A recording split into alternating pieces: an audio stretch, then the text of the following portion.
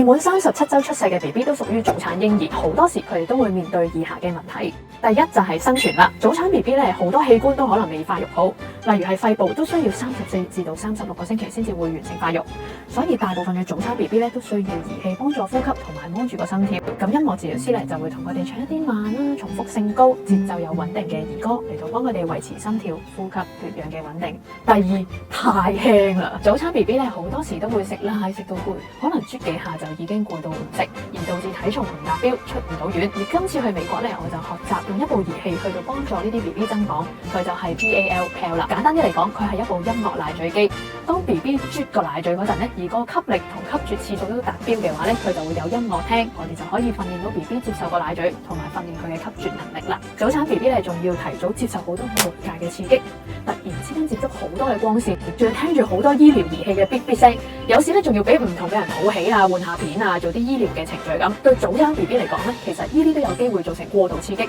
令到 BB 唔舒服同埋好容易喊。雖然醫院有好多唔理想嘅刺激，但係治療性嘅音樂聆聽其實係有助 BB 嘅神經發展。治療師咧可以透過特定嘅唱法同埋伴奏技巧，將音樂調節成為一個合適嘅感官刺激。而適當嘅感官刺激，除咗唔會令 BB 唔舒服之外，其實仲可以幫助佢哋神經系統發展，提升翻佢哋對外界刺激嘅承受能力，間接令 BB 咧快啲出院。想知多啲，即刻去 YouTube 睇足本版啊！